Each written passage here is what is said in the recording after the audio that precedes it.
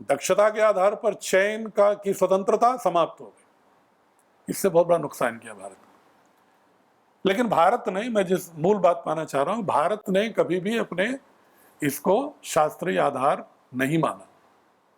कुछ ग्रंथों में अगर मिलता है किसी रूप में, उसको भी विद्वान यही मानते हैं कि प्रक्षेप, ये मूल नहीं है। मूल इसलिए नहीं है कि जो भी शास्त्र भारत में वेदानुकूल, वेदों पर आधारित या वेदानुकूल नहीं है, वो भारत की मान्यता नहीं कही जा सकती। बहुत सारे लोग ये प्रश्न उठा सकते हैं कि फिर बुद्धिज्म जैनिज्म क्या है, उसकी मैं कभी अलग से चर्चा करूंगा आपसे। मैं मानता हूं कि बौद्ध धर्म और जैन धर्म भी वेदों पर आधारित ही एक भिन्न अवधारणा थी। उनका भी स्रोत वेद ही का ज्ञान है, वहीं से उन्होंने प्राप्त किया। इसके बाद चूंकि जाति व्यवस्था धीरे धीरे उसमें बाई बर्थ आना शुरू हो गई थी, इसलिए उन्होंने प्रहार करके एक सामाजिक व्यवस्था के रूप में एक व्यवहारिक स्वरूप ला दिया उसका, और आत्मा के प्रश्न पर मौन हो जाते हैं, न नकारते हैं न स्वीकारते हैं। इसलिए हम ये नहीं, बिल्कुल जो लोग, बहुत सारे विदेशी जो फिलोसोफर्स हैं, वो कहते हैं कि बुद्धिज्म जैनिज्म वेदों का विरोधी है, वो शायद पूर्णतः गूढ़ रहस्यों तक अध्ययन ही नहीं किए, वो सिर्फ सतह पर है, सतह पर अपनी बातों को रख लेते हैं। तो मैं जो कहना चाह रहा था कि हमारे वेदानुकूल, वेदों की मान्यता के अनुसार, जो मैं कहता हूं हमारी भारतीय संस्कृति का संविधान क्या है, वेद। जैसे भारत के संचालन का जो राजनीतिक संविधान तो संविधान है, लेकिन हमारा सांस्कृतिक संविधान वेद है। और वेदों में किसी मान्यता में, मैंने तो जो भाष्य पढ़े कई, मैंने कहीं नहीं देखा कि जहां पर किसी प्रकार के कोई जाति व्यवस्था और जन्मना किसी व्यक्ति के महनीयता की बात कही गई, एक्वायर्ड नॉलेज के आधार पर की गई, सीखने के आधार पर की गई। लेकिन पाश्चात्य लोगों ने एक कॉन्सेप्ट ऑफ रेस लाया और उन्होंने यह सिद्ध करने की कोशिश की, विज्ञान को आधार मानते हुए, कि जीन डिटर्मिनिज्म थ्योरी होती है, कि हर व्यक्ति के अलग अलग जीन्स होते हैं और उनका एक समूह होता है, और लगभग पूरी दुनिया को उन्होंने 25,000 जीन्स में विभाजित कर दिया कि 25,000 प्रकार के जीन्स होते हैं और उसी 25,000 प्रकार के ही प्राणी होते हैं, और एक व्यक्ति का जो जीन है, जो जीन्स है, उससे वो भिन्न अपने व्यक्तित्व का निर्माण कर ही नहीं सकता। ये उन्होंने कॉन्सेप्ट ऑफ रेस किया, कॉन्सेप्ट जो मुश्किल से 300-400 साल पुराना है। उसको वैज्ञानिक पृष्ठभूमि देने की कोशिश की। हमारे यहाँ तो शास्त्रीय सैद्धांतिक मान्यता देने की कभी किसी विद्वान ने कोशिश नहीं की, किसी ऋषि ने नहीं किया, लेकिन उनके यहाँ उन्होंने किया और बहुत दावे के साथ किया, और बहुत वर्षों तक ये थ्योरी चलती रही। ये जो हिटलर को आप देखते हैं ना, नाजिज्म, ये उसी का एक्सटेंशन है, उसी का विस्तार है, जो कहता था कि आर्य की अलग जीन्स है, और उस जीन्स के आधार पर उसने जितने भी ज्यूस थे, यहूदी थे, उनकी हत्या करा दी। लाखों यहूदियों की हत्या सड़कों पर करा दिया उसने, सिर्फ इसी जीन थ्योरी के आधार। लेकिन एक्चुअल जो बायोलॉजी है वो ये कहती है कि जीन्स जो है, जो न्यूक्लियस है सेल का, वो सिर्फ एक ब्लूप्रिंट देता है, आपका बायोलॉजिकल प्रोसेस नहीं देता। जैसे ये बन रहा है ना आपका गुरुकुलम, इसका जो एक नक्शा है, वो नक्शा जो मैथ सैंक्शनिंग है ना, आर्किटेक्चर प्लानिंग, उतना जीन्स देता है बस। ये आज के वैज्ञानिक अब मानने लगे हैं, उन्हीं के वैज्ञानिक। मूल रूप से उसका व्यक्तित्व तो कैसा होगा, ये एक्वायर्ड नॉलेज पर ही होगा, जो हमारे ऋषि कहते थे, जो सीखता है, जो दक्षता ग्रहण करता है, जो उसको संस्कार शब्द जो प्रयोग किया गया हमारे भारतीय संस्कृति में, उसको चेंज किया जा सकता जी, कि जीन्स डिटरमिन नहीं करता हमारी पर्सनालिटी को, बल्कि क्या पर्सनालिटी को करता है, संस्कार। उसको साइंटिफिक लैंग्वेज में क्या कहते हैं, इन्वायरमेंटल सिग्नल। जो इन्वायरमेंटल सिग्नल, जो पर्यावरण से वो विभिन्न सिग्नल को सेल रिसीव करता है, उसके आधार पर ही उसके अंदर ट्रांसफॉर्मेशन, परिवर्तन होते रहते हैं। जो पूज्य स्वामी जी अक्सर जेनेटिक ट्रांसफॉर्मेशन, जेनेटिक एक्सप्रेशन की बात करते हैं, तो जीन जो ब्लूप्रिंट है, वो एक्सप्रेस तभी होता है, अभिव्यक्त तभी होता है जब बाह्य पर्यावरण कैसा उसके संपर्क में आता है। हमारे सोशियोलॉजी में भी लोग कहते हैं ना, जैसी संगत वैसा व्यक्तित्व। समान विचारधारा के लोग समान समूह, बातें सोशियोलॉजी में भी होती हैं। जो इविल फोर्सेस हैं वो इविल फोर्सेस अपना एक अलग समूह बना लेती हैं। हमारे आप में भी जिनकी अगर निंदा करने की आदत हो, अपैशनम, तो वो क्या करते हैं कि वो एक समूह बना लेते हैं और वो अलग बैठ के देखेंगे, कोई अगर पॉजिटिव व्यक्ति उधर से आ रहा होगा तो चुप हो जाएंगे, और फिर जैसे वो हटा फिर शिकायत निंदा शुरू। उनको एक टारगेट चाहिए, निंदा का समूह बन गया। अब वो निंदा का तथ्य सही है गलत है इससे उनको मतलब नहीं, उनको रस मिल रहा है इससे मतलब है, उनका राग है उसमें। तो ये इसको कहते हैं इन्वायरमेंटल सिग्नल। अगर आप ये किसी निंदा करने वाले समूह के हिस्से हो जाओ ना, व्यभिचार करने वाले हिस्से जब युवा कोई हो जाते हैं, तो अच्छे अच्छे से युवा भी उस धारणा में बह जाते हैं। और जब आप एक ब्रह्मचारी के रूप में पतंजलि के संन्यास आश्रम में रहते हो, तो जो यहाँ का इन्वायरमेंट है, आपको जो यहाँ के इन्वायरमेंट सिग्नल आपके सेल को मिलते हैं, तो पैदा कहीं हुए हो, लेकिन आपके व्यक्तित्व का निर्माण पूज्य स्वामी रामदेव के प्रतिरूप के रूप में ही गढ़ेगा। क्यों? क्योंकि ये संस्कार है, इन्वायरमेंटल सिग्नल है। तो मैं एक बताना ये चाह रहा था इस बायोलॉजी के आधार पर कि सेल बाय बर्थ नहीं है। आपके व्यक्तित्व का निर्माण सेल बाय बर्थ नहीं कर सकता। जीन्स आपके डिटरमाइन निर्धारण नहीं करेगी आपके व्यक्तित्व को। आपके व्यक्तित्व को निर्धारण करेगा किस परिवेश में कैसे आपकी पेरेंटिंग हुई है, नर्चरिंग हुई है, और किस तरह के समूह के साथ आप जीवन यापन कर रहे हो, किस तरह के पुस्तकों के साथ आपका संपर्क है, किस तरह के गुरुओं के साथ आपका संपर्क है, किस तरह के मित्रों के साथ आपका संपर्क है, संसर्ग है। ये सारे रिश्ते जो होते हैं, ये जो इन्वायरमेंटल सिग्नल आपको प्रदान करते हैं। और इन्वायरमेंटल सिग्नल में भोजन भी आता है, क्योंकि वैज्ञानिक ये कहते हैं जैसा जो मॉलिक्यूल होता है, ग्रहण करता है अणु, वो भी सेल के जो सरफेस का जो रिसेप्टर पार्ट होता है वो उसको रिसीव करता है। अगर आप अन्न खाते हो, दुग्धपान करते हो, कि मांसाहारी हो, मछली खाने वाले हो, वो जो आपका सेल का जो रिसेप्टर है सरफेस का, वो उस विचार को भी रिसीव करता है, मॉलिक्यूल्स को भी रिसीव करता है। और जैसा रिसीव करता है वैसा फिर साइटोप्लाज्मिक प्रोसेस को ट्रांसफर करता है, और जैसा वो ट्रांसफर करता है उसके अनुसार सेल के साइटोप्लाज्म में एनर्जी जनरेट होती है, और जैसी एनर्जी जनरेट होती है वैसे ही आपका व्यक्तित्व गढ़ा जाता है। एक टर्म आपने सुना होगा, जब कोरोना बहुत चल रहा था, अगर आपने शायद अखबारों में या सोशल मीडिया में कहीं देखा हो, कहते थे कि साइटोस्टार्म आ गया है। कोरोना पेशेंट की जब डेथ होती थी तो जो बड़े डॉक्टर्स एम्स के या कहते थे भाई कैसे डेथ हुई, तो कहते थे ड्यू टू साइटोस्टार्म। अब स्टार्म क्या है? वहां तूफान कैसे आ गया? साइटोप्लाज्म में तूफान आना, यही साइटोस्टार्म हुआ। तूफान क्यों आया? तूफान इसलिए आया कि उनके सेल के जो रिसेप्टर सरफेस था प्रोटीन का, उसने स्टेरॉइड रिसीव किया, गलत चीजें रिसीव किया।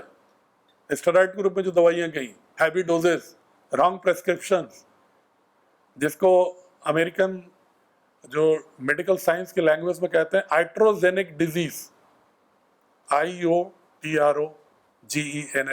आइट्रोजेनिक डिजीज, कि जब मेडिकल के रॉन्ग प्रेस्क्रिप्शन के आधार पर किसी को रोग हो जाए और उससे मृत्यु हो जाए तो इसको आइट्रोजेनिक डिजीज कहते हैं।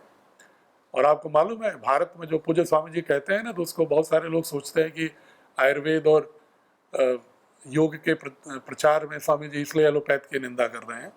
ये एलोपैथ के डॉक्टरों की रिपोर्ट बता रहा हूं मैं।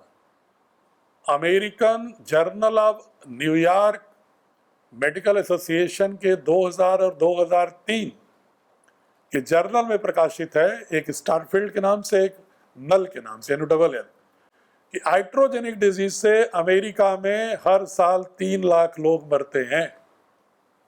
मतलब एलोपैथिक डोजेस के रॉन्ग प्रिस्क्रिप्शन और हैवी डोजेस की वजह से 3 लाख लोग मरते हैं। और पूरे 3 साल में अमेरिका में कोरोना से कितने मरे? 10 लाख लोग। उसका तो इतना हल्ला हुआ। लेकिन जो wrong prescription of allopathic medicine की वजह से जो मरे, उनके आंकड़े के बारे में बहुत ज़्यादा प्रचारित नहीं किया जाता, क्योंकि यो एलोपैथिक जो लॉबी है उसको नुकसान होगा। जबकि वहीं की रिपोर्ट है, जो उन्हीं के डॉक्टर्स की रिपोर्ट। ऐसा नहीं कोई आयुर्वेद का व्यक्ति या कोई ट्रेडिशनल मेडिकल साइंस का व्यक्ति इस बात को कह रहा है। तो मैं पुनः वापस आ रहा हूँ कि जो रिसेप्टर प्रोटीन है वो अगर ऐसी चीज रिसीव कर लेती है विचार के रूप में या मॉलिक्यूल के रूप में, तो उसके अंदर झंझावात आता है। जैसे आपको क्रोध आता है ना, जो चीज आप रिसीव आपको नहीं करना चाहिए, जैसे मैं प्यार से ना बोल के आपके गुस्से में बोलूं तो आपके अंदर भी एक प्रतिक्रिया होगी ना, झंझावात होगा, तूफान आएगा। तो उसी तरह से जो सेल का जो रिसेप्टर है सरफेस का सबसे ऊपर होता है, सिलिकॉन चिप की तरह, जैसे सेमीकंडक्टर होता है ना, उसी तरह वो रिसीव करता है और डाउनलोड करता है पूरी इंफॉर्मेशन को। सेल का जो रिसेप्टर है सरफेस ऊपर वाला, झिल्ली जिसको कह रही थी देववाणी जी, वो उसको रिसीव करती है। उसने ऐसी चीजें रिसीव कर लिया जो उसको नहीं आना चाहिए था या अधिक मात्रा में आ गया। जैसे आप भोजन ज्यादा कर लो तो लोग कहते हैं ना कि मेरे पेट फूल रहा है, झंझावात आ गया, तूफान आ गया, गैसेस बनने लगती। तो उसकी भी अपनी मर्यादा है रिसीव करने की। ऐसा नहीं कुछ भी आप उसको रिसीव करा दो रिसीव कर लेगा। रिसीव करेगा तुरंत वो अपने इफेक्टर, दूसरा पार्ट जो उसका हिस्सा है उसको देगा, और इफेक्टर तुरंत महसूस कर लेगा ये तो मेरे लिए जायज नहीं है, फिल्टर करने लगता है। और जब फिल्टर करके उसको सहन शक्ति नहीं रहती, उसकी क्षमता दक्षता नहीं रहती, तो फिर स्टार्म आ जाता है, टेक्टोनिक डिस्टर्बेंसेस आने लगते हैं उसके अंदर, और फिर पूरा पूरा सेल का जो स्ट्रक्चर है वो बीमार हो जाता है। जब सेल का स्ट्रक्चर बीमार होता है तो ह्यूमन बीइंग, ऑर्गेनिज्म भी बीमार होगा। मैं इसे सोशियोलॉजिकल एस्पेक्ट समझाना चाह रहा हूं।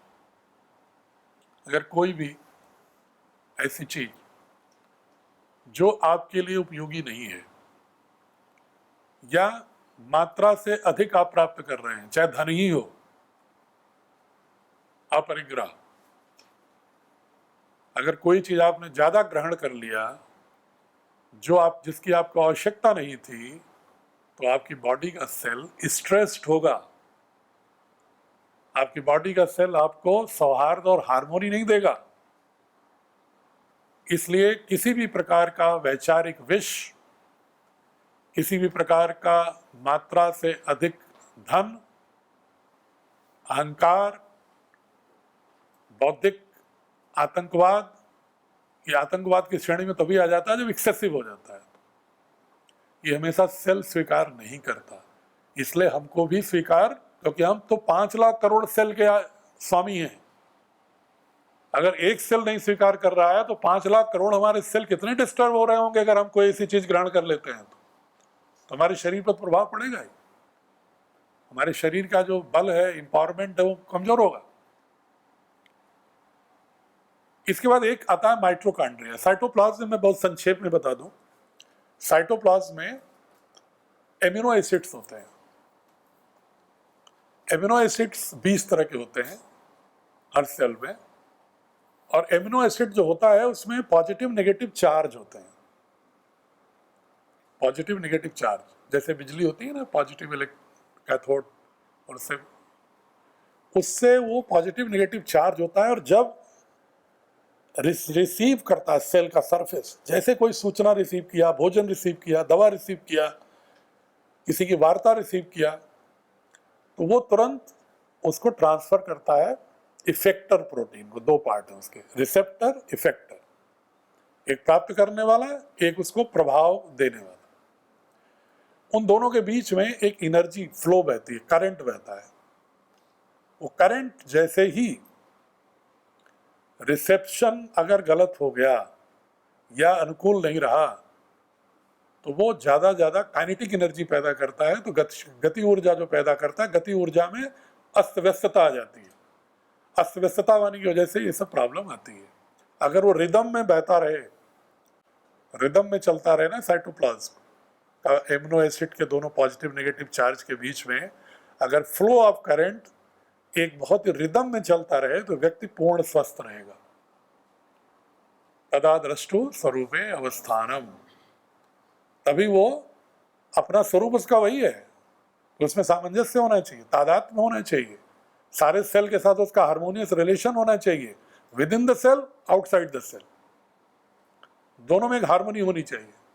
अगर हार्मोनी नहीं है तो आप अपने स्वरूप में अवस्थित नहीं हो, सेल आपका डिस्टर्ब हो गया। एक उसके अंदर आता है माइटोकॉन्ड्रिया। माइटोकॉन्ड्रिया क्या करता है? बहुत सारे लोगों को मालूम है इसका मतलब। कौन बताएगा? हाथ उठाइए, फिर मैं पीछे बताइए आप। ऊर्जा का घर है। ये घर कहाँ से आता है? फिर ऊर्जा कहाँ से आती है उस घर में? भाई पावर हाउस है तो बिजली तो कहीं से आती होगी ना।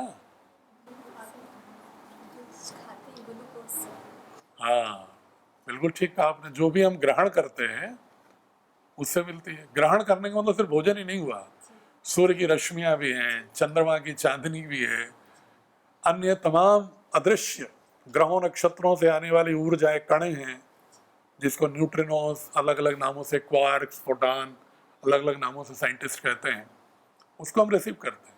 भोजन ही हमारे लिए ऊर्जा का स्रोत नहीं सिर्फ। लेकिन ये बताओ, माइटोकॉन्ड्रिया का स्वरूप कैसे आता है? मदर से आता है कि फादर से आता है? किसको किसको मालूम है ये बात? जैसे एक्स वाई क्रोमोसोम जब होते हैं, x x y y x y मिलते हैं तो पुरुष जन्म लेता है, समान है तो कन्या का जन्म होता है। तो ये डिटर्मिनेशन कि बच्चा, बेबी जो है, मेल होगा कि फीमेल होगा, ये तो एक्स और वाई क्रोमोसोम तय करते हैं। लेकिन माइटोकॉन्ड्रिया कहां से तय होता है? कोई बोल तो रहा है, ठीक कोई लग रहा है। अच्छा, आप ही बोल रही थी क्या? दीदी के लिए ताली तो बजाइए। ये मदर से होता है, फादर से नहीं होता। इसीलिए तैत्तिरीय उपनिषद में कहा गया, मातृदेवो भव पितृदेवो भव, पहले माता। ऐसे कोई भावनात्मक भाषण नहीं दिया ऋषियों ने। उन्हें मालूम था कि हमारा जो असली पावर हाउस है वो कहां से आता है। हाँ, तो पुरुषों का अभिमान इससे खंडित होना चाहिए कि ऐसा नहीं है कि वो जो बेबी है उसको पावर हाउस आपके जीन से, आपकी एनर्जी से मिलने वाला है।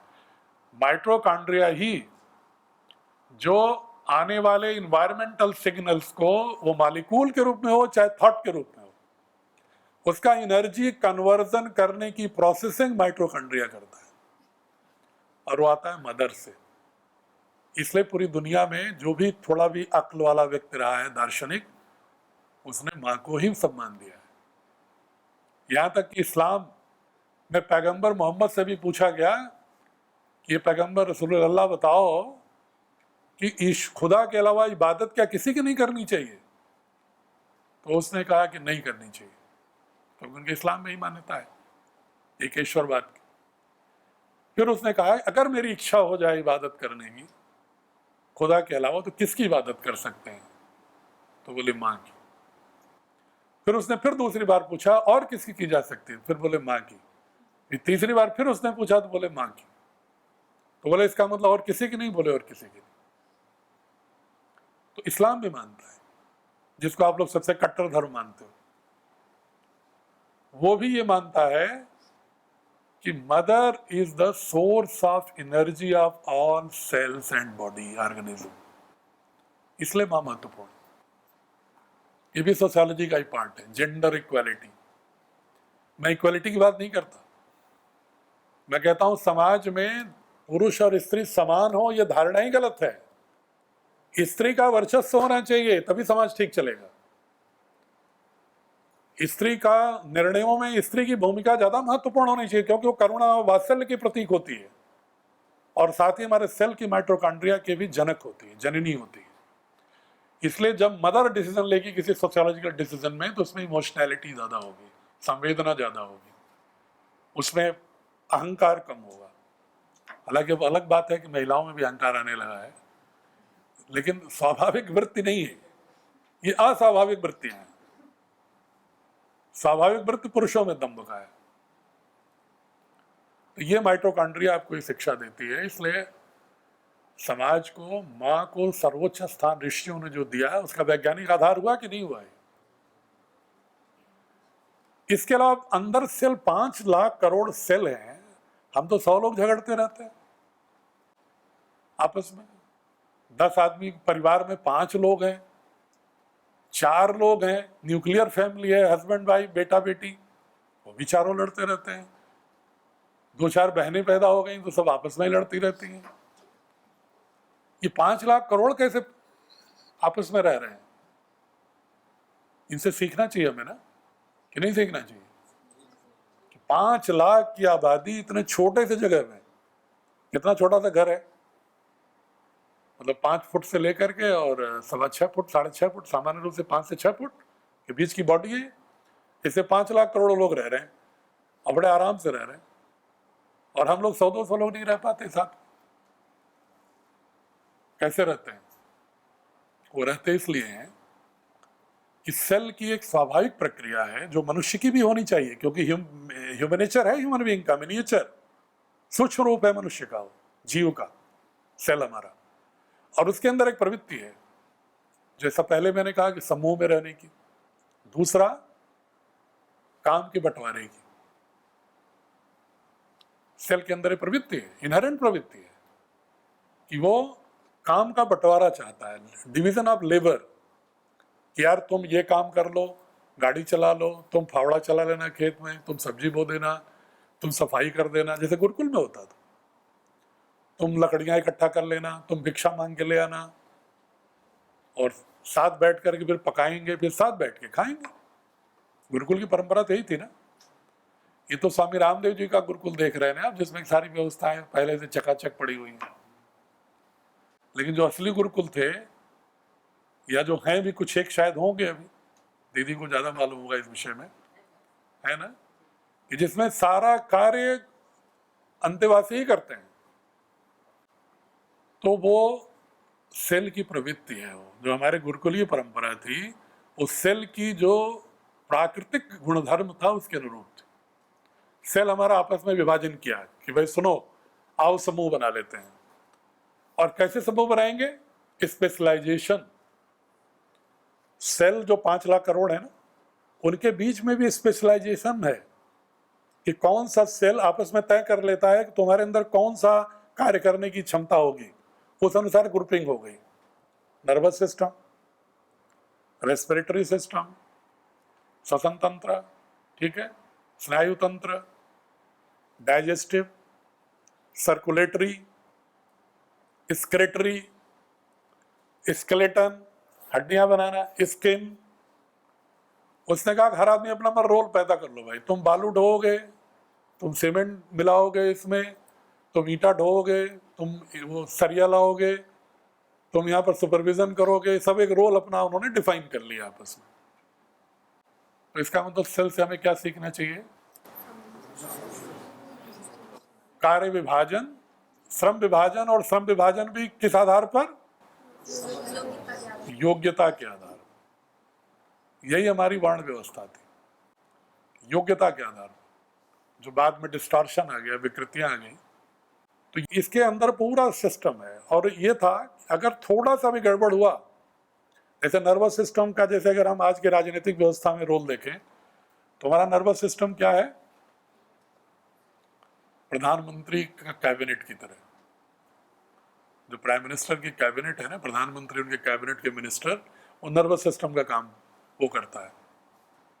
और बाकी जितने काम हैं, खाद्यान्न वितरण, ऊर्जा वितरण, ये जितने भी power department, foreign department, external threat से कौन निपटेगा, इंटरनल कमियों से कौन निपटेगा, पुलिस कौन है, आर्मी कौन है, सब आपस में तय है अंदर। अब आइए थोड़ा सा और गहराई में जाइए कि क्या ये जो सेल का आपस में विभाजन है, ग्रुपिंग, समूहों का, इनके बीच में सौहार्द कौन रखता है? स्वतः होता है। यही सबसे आश्चर्यजनक है।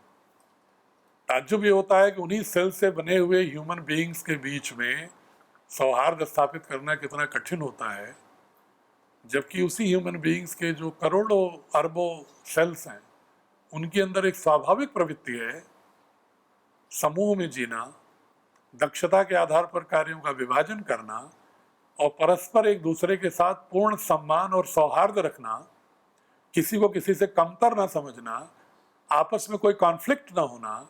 हार्मोनियस रेजोनेंस शब्द यूज होता है बायोलॉजी में कि there is a complete harmonious resonance between the different cells of the body. और उसको जो स्वामी जी कहते हैं ना कि प्रकृति में रहो अपने, वो यही है प्रकृति में रहना, कि मूल सेल की प्रकृति यही है कि वो कॉन्फ्लिक्ट नहीं चाहता, संघर्ष नहीं चाहता, वो सौहार्द चाहता है और स्वतः स्फूर्त सौहार्द उसका गुण है।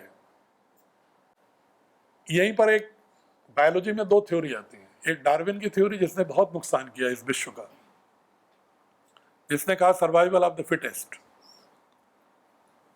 इसने बहुत बड़ा नुकसान किया। जितने भी युद्ध इतने बड़े बड़े ऑर्गेनाइज्ड स्तर पर होने लगे, वो डार्विन की थ्योरी ने उसको और मोटिवेट कर दिया और उसे आग लगा दी, इग्नाइट कर दिया, प्रज्वलित कर दिया। जबकि समानांतर एक थ्योरी थी। देखिए वेस्टर्न साइंटिस्ट ने, उन्हीं के दोनों साइंटिस्ट हैं, एक डार्विन है और एक लेमार्क। इसको जरूर नोट कर लीजिएगा आप लोग। लेमार्क ये कहता है कि नहीं,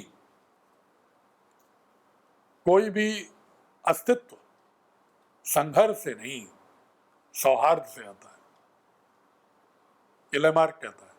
और उसने भी ह्यूमन सेल्स की बॉडी को, ऑर्गेनिज्म को स्टडी करके एक वैज्ञानिक statement, it is not any emotional statement of any philosopher, this is a statement based on certain evidence and experiments, प्रयोगों और परीक्षण और तथ्यों पर आधारित है।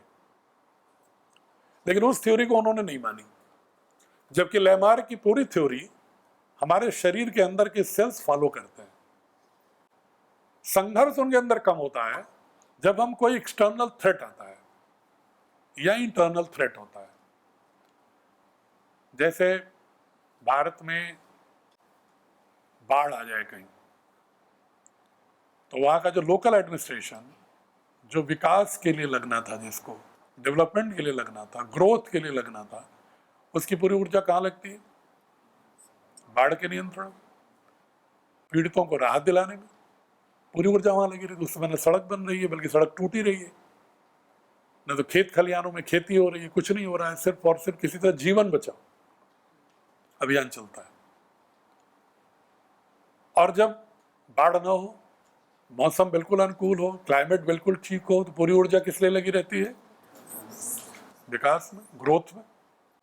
हमारे ह्यूमन सेल ये शिक्षा देते हैं, ये शिक्षा हमें ह्यूमन सेल से मिलता है। ह्यूमन सेल्स कहते हैं ग्रोथ और प्रोटेक्शन, दोनों फंडामेंटल है सेल्स के। और प्रोटेक्शन के लिए इनके यहाँ दो तरह का मैकेनिज्म है, एक एक्सटर्नल थ्रेट से और एक इम्यून सिस्टम से।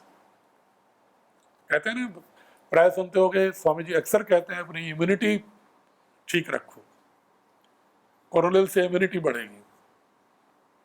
तो वो जो इम्यून सिस्टम है, वो बैक्टीरिया, वायरस आपके अंदर जो प्रवेश कर जाते हैं, तो उनसे लड़ने के लिए आपके शरीर में जैसे डाइजेस्टिव सिस्टम है, जैसे एक्सक्रेटरी सिस्टम है, जैसे रेस्पिरेटरी सिस्टम है, जैसे नर्वस सिस्टम है, जैसे सर्कुलेटरी सिस्टम है, वो उसी सिस्टम की तरह एक सिस्टम उसमें उन्हीं ने, सेल ने एक समूह बना लिया कि तुम लोगों का काम प्रतिरक्षा का होगा। उस ग्रुप ऑफ सेल क्या कहलाता है? Immunity cells, immunity system.